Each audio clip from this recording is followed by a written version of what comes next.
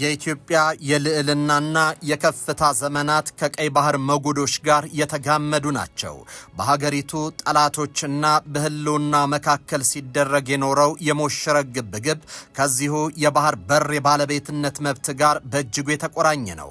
ኢትዮጵያ ጠላቶቿን በቀላሉ ስታደቅ የኖረችው ከህዝቡ ጀግንነት ባሻገር ተፈጥሮ በሰጣት መልክዓ ምድር አማካኝነት ነው። ተራሮቿና ባህሩ ከህዝብ አልበገር ባይነት ጋር ተዳምረው የኢትዮጵያ ጋሻ ሆኗል። ባህር በር ባጣችባቸው ጊዜያቶች በቀላሉ ልትቀለብሳቸው የምትችላቸውን ግጭቶች በብዙ መስዋዕትነት እንድታጠናቅቅ ተገዳለች። ከዚህ ባሻገር የታሪክን ገጾች ወደ ኋላ ገልጦ ለመረመረ የኢትዮጵያ ስልጣኔና የገዘፈ ስም ከባህሩ ጸዳል ጋር አብሮ ሲያበራ ይመለከተዋል። የጠቅላይ ሚኒስትር አብይ አህመድ ኢትዮጵያን ወደ ቀደመ ከፍቷ የመመለስና የባህር በር ባለቤት የማድረግ ራዕይ ከዘመናት የጂኦግራፊና የስነ ልቦና መገለል ስርዓት ወጥቶ የሀገሪቱን ወደ ተፈጥሯዊ የጂኦፖለቲካ ዙፋኗ የመመለስ ስትራቴጂያዊ ንቅናቄ ነው። የጂኦፖለቲካውን ስብራት እንዲጠግግ ከባህር ዳርቻዎች የመነጠሉ ልቃቱ እንዲመለስ የጠቅላይ ሚኒስትሩ የባህር በር ራዕይ ኢትዮጵያን ከከፍቷ የመሰየምም ነው።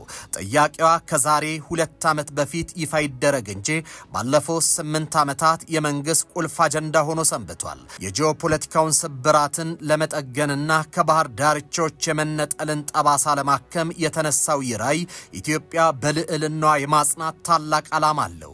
ምንም እንኳ ጥያቄው በይፋ የተነገረው ከ2 ዓመት በፊት ቢሆንም ላለፈው 8 ዓመታት የመንግስት የልብ ትርታና ቁልፍ አጀንዳ ሆኖ የሰነበተ ጉዳይ ነው። ባለፈው 3 አስርት ዓመታት ሀገሪቱ በጎረቤቶቿ በጎ ፈቃድ ላይ ተንጠለጠለችና የባህር በር አልባ የመሆንን መራራ ጠፈንታ እንደማይቀየር የተፈጥሮ ሕግ አድርጋ በዝምታ ተቀብለው ቆይታለች። የባህር በር ጥያቄው ኢኮኖሚያዊ ሉዓላዊነትን ከማረጋገጥ ባለፈ የተነጠቀ ብሔራዊ ክብርን የመመለስ ጉዳይ ነው። ኢትዮጵያን ከፍ የማድረግ ጽንሰ ሐሳብ ያለ ብርቱና ነፃ ኢኮኖሚ እውን ሊሆን ከቶ አይችልም። ከ120 ሚሊዮን በላይ ህዝብ ያቀፈች ግዙፍ የኢንዱስትሪና የግብርና እምቅ አቅም ያላት ሀገር በአንድም ወይም በሁለት የባህር በሮች ጠባብ ጎሮሮ ላይ ብቻ ጥገኛ መሆኗ የህልውና አደጋ ነው። የባህር በር ራዕዩ የሎጂስቲክስ ወጪን ከማቃለል ባሻገር ሀገሪቱ በዓለም አቀፍ የንግድ መድረክ ላይ ያላትን ተወዳዳሪነት የሚያጎለብት የኢኮኖሚ አቅሟን የሚያፈረጥምና የህዝቧን አንገት ቀና የሚያደርግ ግዙፍ ራዕይ ነው። ይህ ራዕይ የቀጠናው ሚዛን ፈጣሪነት የደህንነት ዋስትና ምሰሶ ሆኗል። የአፍሪካ ቀንድና የቀይ ባህር ኮሪደር የዓለምን ልዕለ ኃያላን ሀገራት የፍልሚያ አውድማ በሆኑበት በዚህ የጦፈ ዘመን ኢትዮጵያ ከባህሩ ርቃ ብሔራዊ ደህንነቷን ባስተማማኝ ሁኔታ ልታስጠብቅ አትችልም። የባህር በር ራዕዩ ብርቱ የባህር ኃይል ከመገንባትና በቀይ ባህር የደህንነት ፖለቲካ ላይ ተሰሚነት ያለው ውሳኔ ሰጪ ከመሆን ሰፊ ስትራቴጂ ጋር የተሰናሰለ ነው። ይህ ጥያቄ የትውልድ አደራን የመወጣትና የታሪክን ቀጣይነት የማጽናት ጥያቄ ነው። ትናንት በአባቶች የደም መስዋዕትነት ተከብራ የቆየችውን ሀገር ዛሬ በስትራቴጂያዊ ብልሃትና በዲፕሎማሲያዊ ጥበብ የባህር በር ባለቤት በማድረግ ለነገው ትውልድ በሙሉ ክብር የማሻገር ግዴታ ሆኗል። ጤና ይስጥልኝ። ይህ ኢትዮ መልህቅ ነው። መልህቃችን የኢትዮጵያን የባህር በር ጥያቄ የኢትዮጵያ መሰረታዊ የህልውና ጥያቄ መሆኑን ከወቅታዊ የአፍሪካ ቀንድ የኃይል አሰላለፍ ጋር በማሰናሰል እንመለከተዋለን። በጠባብ የውሃ መሸጋገሪያዎች ላይ ያለው ሹኩቻ ኢትዮጵያን እንዴት ይበይናታል? ኢትዮጵያስ ምን ምላሽ እየሰጠች ነው የሚለውን አብረን እየተመለከትን እንቆያለን። አብራችሁን ቆዩ።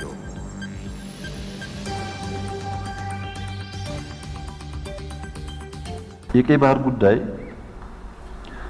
እንዴት የኛ ሆነ፣ እንዴት ከኛ ሄደ ምርምር ይፈልጋል። እንዴት ማግኘት እንችላለን፣ እንዳናገኝ ምን ያክል ሰው ይፈልጋል፣ እንዴት አድርገን ነው የምናሳካው፣ ብዙ ስቃይ ይፈልጋል። አትሊስት ግን ኢትዮጵያውያን ያስፈልገናል ላይ መግባባት አለባቸው። በዚያ ምክንያት እኮ ነው መከራ የምናየው። ማዳበሪያ እኛና ኬንያ ገዝተን ኬንያ ናይሮቢ አድርሰው የሚሸጡበት ዋጋና እኛ ኢትዮጵያ የምናመጣበት ዋጋ አንድ ሊሆን አይችልም። ነዳጅ እኛና አንዱ ጎረቤት ሀገር ገዝቶ ሊሆን አይችልም። ፕራክቲካሊ እያየ ነው መከራው፣ ችግሩን እያየ ነው። ይሄ ጉዳይ እኮ ያስፈልጋል ብሎ ለማሰብ እንዴት ኢትዮጵያውያን ያውም ሚዲያ ላይ የምናወራ ሰዎች እንቸገራለን። ስናሳካው መዋጋት የለብንም፣ ሰው መሞት የለበትም ምናምን አካባቢ ዲፍረንስ ይኖር ይችላል። አስፈላጊነቱ ላይ ግን መለያየት ተገቢ አይመስልም። ጥያቄው የመኖርና አለመኖር የህልውና ጥያቄ ነው። በዓለም ባሉ የባህር መተላለፊያዎች ላይ መሰረት የመተንፈስና ያለመተንፈስ ጉዳይ በዓለም አቀፍ የጂኦፖለቲካ ስሌት ውስጥ የባህር በር የአንድን ሀገር የኢኮኖሚ ደም ስርና የደህንነት ዋስትና ሆኗል። ከ120 ሚሊዮን በላይ ህዝብ ያላት በአፍሪካ ቀንድ ቁልፍ ተዋናይ የሆነች ኢትዮጵያ ያለ ባህር በር መቅረቷ በዘመናዊው የጂኦፖለቲካ ታሪክ ውስጥ ትልቅ ስትራቴጂያዊ መዛባትን ያስከተለ ክስተት ነው። የባህር በር ማጣት እያንዳንዱ ኢትዮጵያዊ በዓመት 35,000 ብር ድረስ የሚከፍልበት ስውር ግብር ነው። ኢትዮጵያ ከ90 በመቶ በላይ የሚሆነውን የገቢና የወጪ ንግዷን የምታካሂደው በጅቡቲ ወደብ በኩል ነው። ለዚህም በየዓመቱ በቢሊዮን የሚቆጠር ዶላር ለወደብ ኪራይና ለትራንዚት አገልግሎት ትከፍላለች። ይህ ከፍተኛ የውጭ ምንዛሪ ፍሰት የሀገሪቱን የኢኮኖሚ እድገት በእጅጉ ይጎትተዋል። የባህር በር የኢኮኖሚ ጫና ባሻገር የብሔራዊ ደህንነትም ጉዳይ ነው። ቀይ ባህርና የባበል አልመንደብ የዓለም አቀፍ ንግድ መተላለፊያ ቁልፍ ቾክ ፖይንት ናቸው። በዚህ ቀጠና ላይ የዓለም ልዕለ ኃያላን ሀገራትና የመካከለኛው ምስራቅ ተዋናዮች የጦር ሰፈር ገንብተዋል።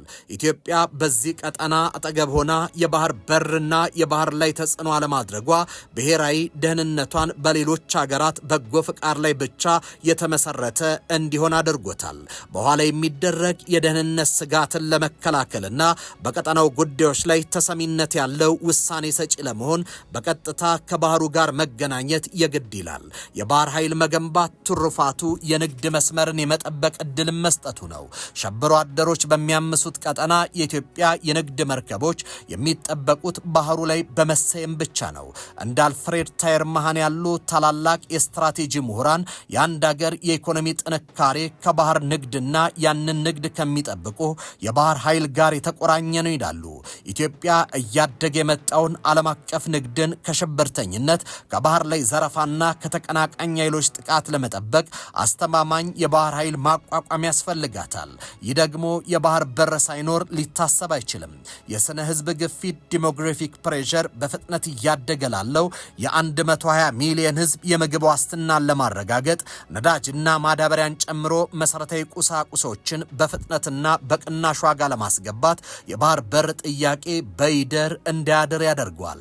ኢትዮጵያ የጀመረችው የኢንዱስትሪ ሽግግርና የማምረቻ ዘርፍ በዓለም አቀፍ ገበያ ተወዳዳሪ እንዲሆን ፈጣንና አስተማማኝ የባህር በር ትራንስፖርት አማራጭ እንዲኖር ያስገድዳል።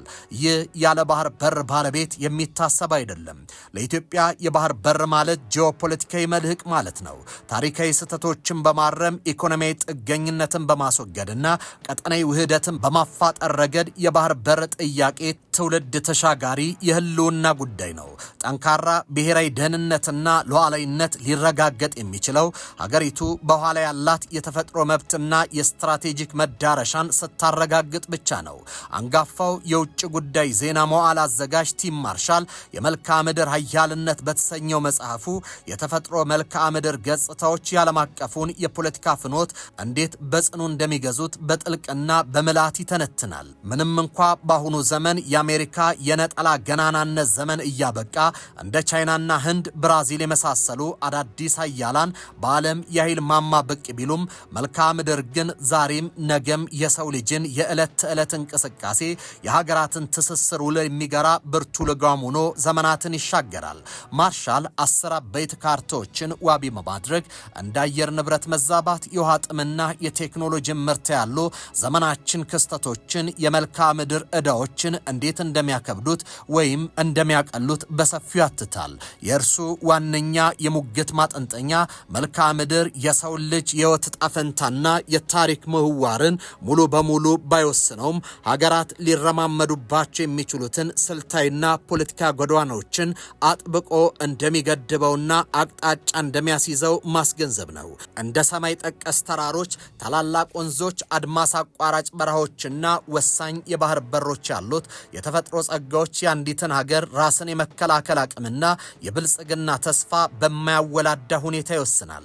ለአብነት ያህል እንደ ሆርሙዝ ያሉ ጠባብና ቁልፍ የባህር ጅማቶች በቁጥጥር ስር መዋል በዓለም አቀፉ የንግድ መስመርና የነዳጅ ፍሰት ላይ ወደር የለሽ ተጽዕኖን የጉልበት የበላይነትን ያጎናጽፋል። ማርሻል ይህንን የጥንት ጥበብና ሐሳቤ ወደ ዘመናዊ ዓለም የፈተና አውድ በማምጣት በአየር ንብረት መዛባት ሳቢያ የሚንቀሳቀሰውን የህዝብ ፍልሰት እንዲሁም እንደ አባይ ወንዝ ባሉ የጋራ የተፈጥሮ ሀብቶች ዙሪያ የሚያንዣብበውን የውሃ ላይ ጦርነት ዋቢ ያደርጋል። በዚህም መልክዓ ምድር አሁንም ቢሆን የዓለም አቀፉን ቋሚና የማይገሰስ ሕግጋት የሚደነግግ መሆኑን በተጨባጭ ያረጋግጣል። እኛ አጀንዳችን ኢኮኖሚያችን እያደገ ነው፣ ህዝባችን እያደገ ነው። ከምጽዋ እስከ ሶማሌ 5000 ኪሎ ሜትር ነው ሲሾሩ፣ ትልቅ ሀብት ነው። ልናለማው አልቻልንም። ሌሎች ናቸው ከሌላ ቦታ መጥተው እንደፈለጉ የሚያደርጉት። ትንሽዬ አክሰስ ጋራንቲ ስጡን። እኛ ከፈረስን ሁላችሁ ጠፋላችሁ። ትልቅ ስለሆነ ጥያቄያችን ይሄ ነው። ይሄ ጥያቄ የገባቸው አሉ፣ ያልገባቸው አሉ፣ እንዲገባቸው የሚጠይቁ አሉ። የኛ ስራ ማስረዳት ነው። ከኤርትራም ይሁን ከጅቡቲም ይሁን ከሶማሌም ይሁን ከኬንያም ይሁን ለኢትዮጵያ የሚያዋጣት ሰላማዊ ጉርብትና ነው። ለኢትዮጵያ የሚያዋጣት በሰላም በሰጥቶ መቀበል አብሮ ማደግ ነው። ጥንቃቄ የሚያስፈልገው ግን ከእንግዲህ በኋላ ኢትዮጵያን ኤክስትራክት እያደረጉ ኢትዮጵያን በእንትን ሰፈር እያባሉ መኖር አይቻልም።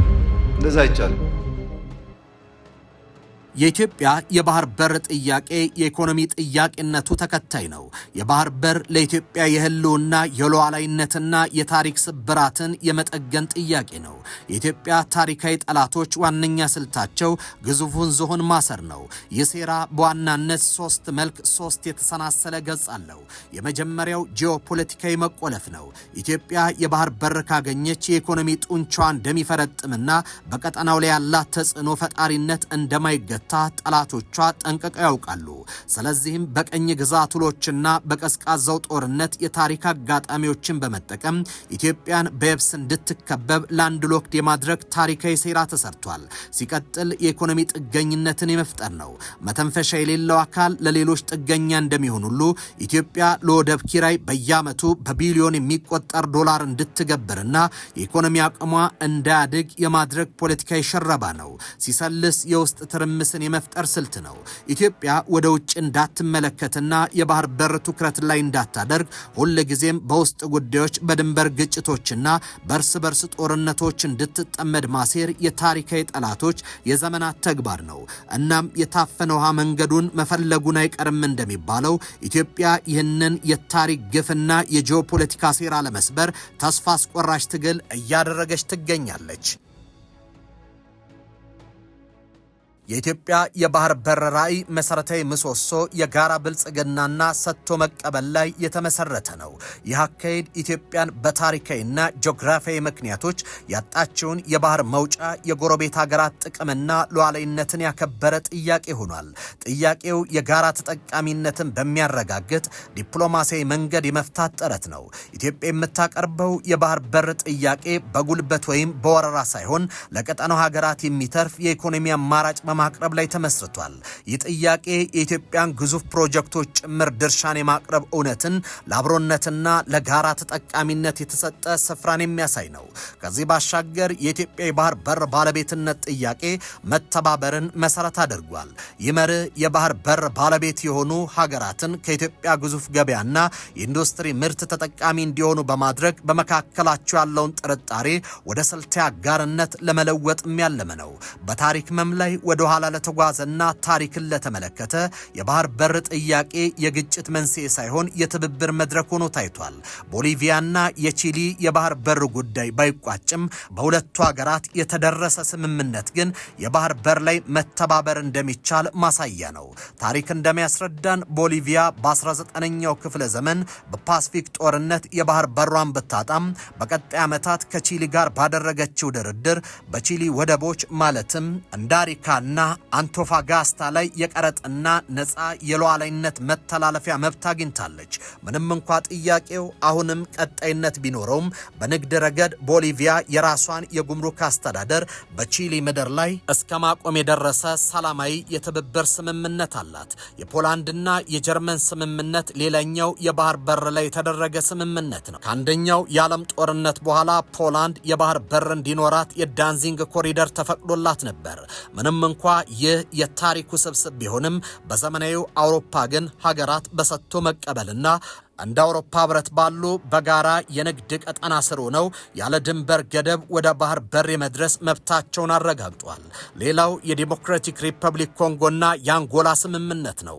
ኮንጎ ግዙፍ ሀገር ብትሆንም ወደ አትላንቲክ ውቅያኖስ የምትደርስበት ጠባብ መተላለፊያ አላት። ይህ መተላለፊያ በዲፕሎማሲያዊ ድርድር የተገኘ ሲሆን ሀገሪቱ ከአንጎላ ጋር ባላት የድንበር ስምምነት የባህር ላይ ዘይት ፍለጋና የንግድ እንቅስቃሴ በጋራ ተጠቃሚነት ላይ ተመስርታ ታካሂዳለች። የጠቅላይ ሚኒስትር አብይ አህመድ የባህር በር ራዕይ የኢትዮጵያ የታነቀች ሀገር የስነ ልቦናን የሚቀይር ነው። ይህ ጥያቄ በሰላማዊ መንገድ በኢኮኖሚያዊ ትስስርና በጋራ ጥቅም ላይ ተመስርቶ መቅረቡ ለቀጠናው ሰላም ብቻ ሳይሆን ለአፍሪካ ቀንድ ብልጽግና አዲስ ፋና ወጊ አካሄድ ነው። ኢትዮጵያ የምትሰጠው የኢኮኖሚ ጉልበትና የምትቀበለው የባህር በር መዳረሻ የቀጠናው ሀገራት አብረው እንዲያድጉ የሚያደርግ እውነት ነው። ይህ አካሄድ በሰጥቶ መቀበል መሪ የጸና ፍጹም ሰላማዊና ያብረንን በልጽግ የትብብር ጥያቄ። ኢትዮጵያ የማይናወጥ ብሔራዊ ጥቅም አላት። ዓለም ዛሬ ይስማ። የቀይ ባህር አክሰስ ሰላማዊ በሆነ መንገድ ኢትዮጵያ ያስፈልጋታል። የተከበራችሁ የኢትዮ መልሕቅ ቤተሰቦች የዛሬው መልሕቃችን በዚህ ተጠናቋል። በቀጣይ በሌላ ርዕሰ ጉዳይ እስከምንገናኝ በያላችሁበት ሰናይ ጊዜ ይሆንላችሁ።